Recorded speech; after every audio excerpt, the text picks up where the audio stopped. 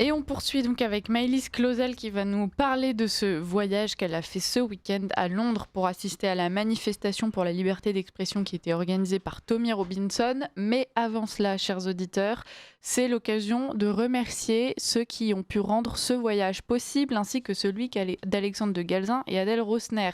Parce que ce week-end, toute votre équipe quasiment était sur le terrain. Maëlys donc à Londres pour cette manifestation, elle va nous en parler.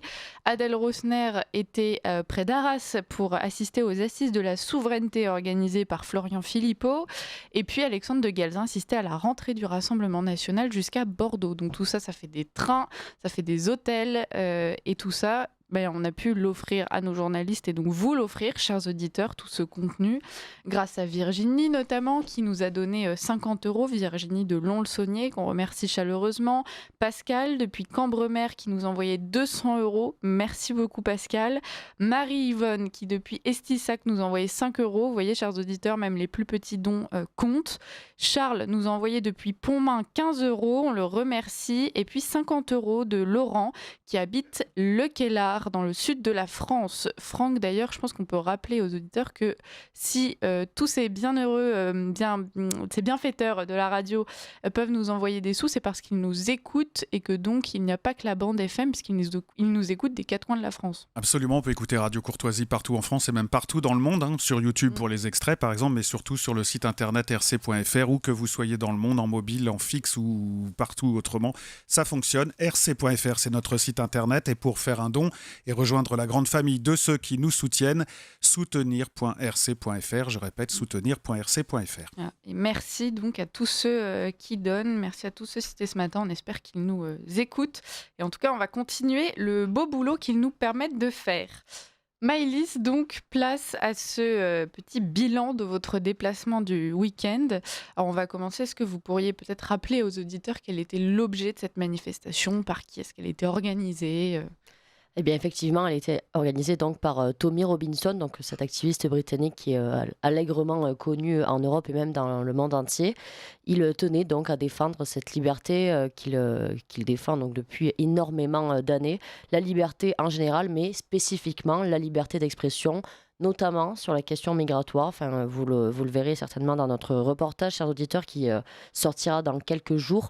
Mais énormément de ces porte-paroles ont parlé beaucoup d'immigration, ce sujet qui évidemment dans chaque pays est soumis à l'omerta du système.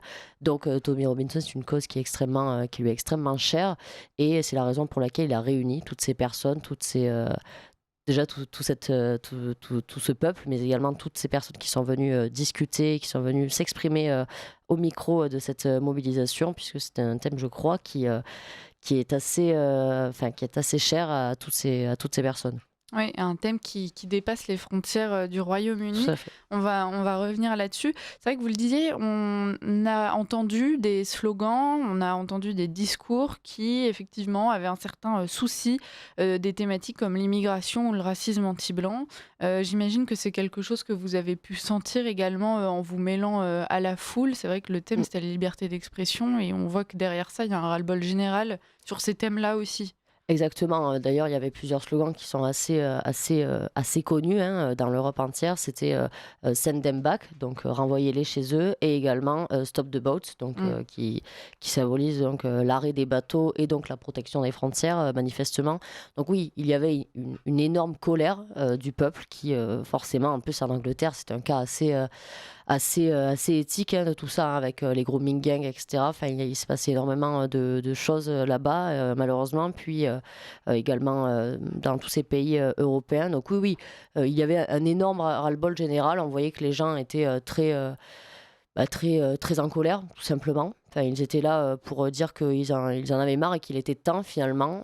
C'était un petit peu un signal d'appel pour tous les Européens, de dire que oui, on en a marre, et qu'il faut cesser tout ça, et surtout cesser cette immigration incontrôlée, et surtout avoir la liberté de le dire, puisque grosso modo, c'était ce qui était véritablement défendu. Il y avait énormément de monde à cette manifestation. On a une estimation des chiffres à peu près? Alors, selon Tommy Robinson et selon les sources policières de Tommy Robinson, c'est environ 3 millions de personnes, donc c'est quand même assez colossal.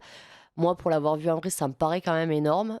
Après, quand on entend la police britannique dire 110 000, je ne suis pas non plus certaine. Je pense que ça se rapproche plus du chiffre de 3 millions de personnes vu l'immensité de la chose plutôt que des 110 000. Je dirais qu'il y a à peu près, je pense, plus d'1 million de personnes. Franchement, 3 millions me paraît quand même énorme, mais ça me paraît relativement fidèle à la réalité. On avait sur les images que vous avez pu partager, notamment sur les réseaux sociaux de Ligne Droite, chers auditeurs, on vous invite à les retrouver.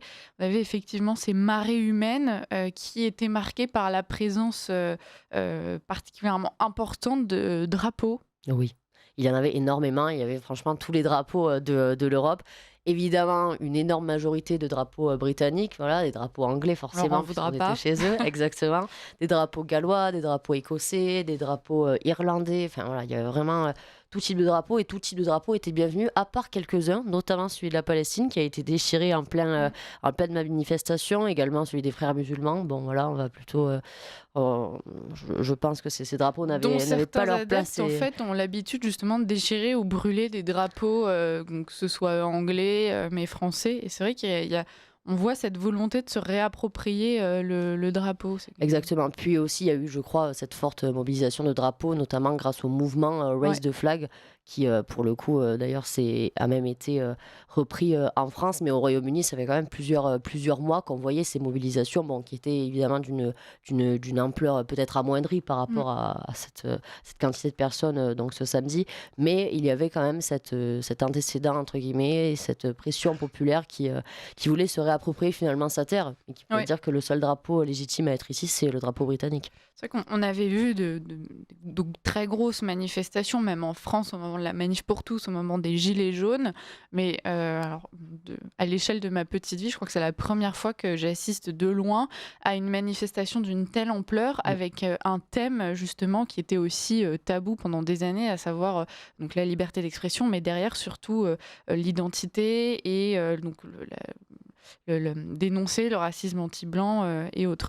Sociologiquement, Maëlys, est-ce qu'il y avait une uniformité de profil dans la population ou est-ce que c'était vraiment toutes conditions sociales confondues que les gens se sont retrouvés justement sous ces drapeaux et dans les rues? Alors franchement, c'était extrêmement hétérogène. Vous avez le jeune cadre dynamique comme le petit ouvrier qui était présent. Il y avait une cohésion populaire, mais franchement, que je n'ai jamais vue et que je crois que je ne reverrai pas de sitôt, même si j'aimerais le voir évidemment en France. Ceci dit, il y avait vraiment, vraiment, vraiment tout type de profil. Les revendications étaient les mêmes. Après, il faut savoir aussi qu'en Angleterre, il y a un vrai folklore autour de la mobilisation dans la rue. C'est pas comme en France, là où les Français, pour le coup, ils se lèvent rarement, si on doit être honnête, mais quand ils se lèvent pour de vraies choses. Voilà.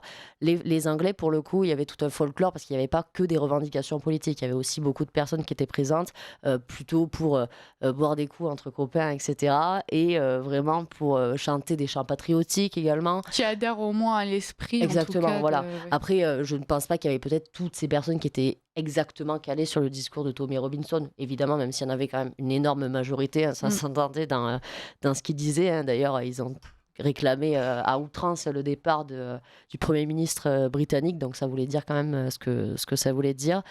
Donc voilà, il y avait vraiment de tout. Franchement, il y avait vraiment de tout qui réclamait donc la même chose, surtout l'arrêt de l'immigration, si on doit être honnête. Ouais. Et la liberté de pouvoir le dire, Exactement, en tout surtout. cas, et de le revendiquer. Vous le disiez, il y avait beaucoup d'étrangers. C'est une manifestation qui a une portée européenne, finalement. On avait des Français, il y avait des Allemands, des Espagnols. Donc, on imagine que derrière tout ce combat, effectivement, il y a un enjeu qui est très civilisationnel et qui va toucher l'Europe, non pas dans le sens institutionnel, mais vraiment civilisationnel. Est-ce que vous avez vu, vous, ces étrangers? On sait qu'il y a eu quelques prises de parole également. Exactement, il y a eu des personnes vraiment venues de toute l'Europe. Donc on a eu d'ailleurs Georges Simeone, le candidat nationaliste qui n'a malheureusement pas gagné l'élection, mais qui était présent. Mais au sein de la foule, puisque j'ai pu arpenter un petit peu tous les recoins de cette mobilisation, il y avait pour le coup des personnes issues d'absolument tous les pays, dont des Allemands, dont des Italiens, dont des Européens de l'Est, etc. Et finalement, je pense que ça concorde assez aisément avec cette volonté de changer les choses d'un point de vue électoral. Enfin, on voit bien que les candidats nationalistes prennent la main sur un bon nombre de pays. D'ailleurs, on est ravis.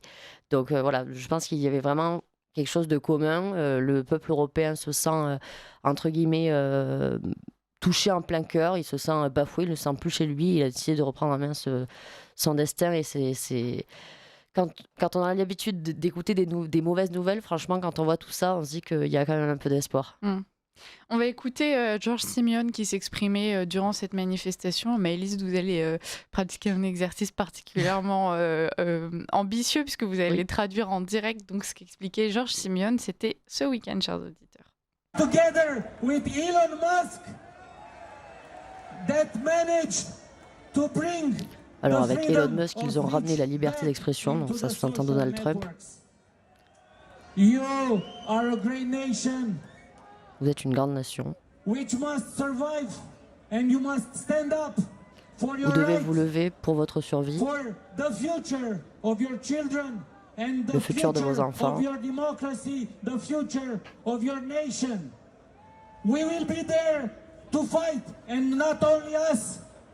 Le futur de votre démocratie et de votre pays. Voilà, bon, grosso modo, on comprend bien que Georges Simeone essaye de dire au peuple que la liberté d'expression a été notamment remise sur les réseaux sociaux, parce que d'ailleurs en Angleterre c'est quelque chose qui est très commun, c'est ce que j'observais ce matin en regardant les nouvelles, j'allais dire les news, mais on dit bien les nouvelles. Là où justement un bon nombre de gens sont réprimés sur les réseaux sociaux, notamment sont attaqués en justice. Bon, on peut le voir en France d'ailleurs également, par SOS Racisme, la LICRA, etc., qui sont des associations qui attaquent régulièrement pour des tweets qui ne sont pas à leur convenance. Et au Royaume-Uni, c'est quelque chose de très très commun pour le coup.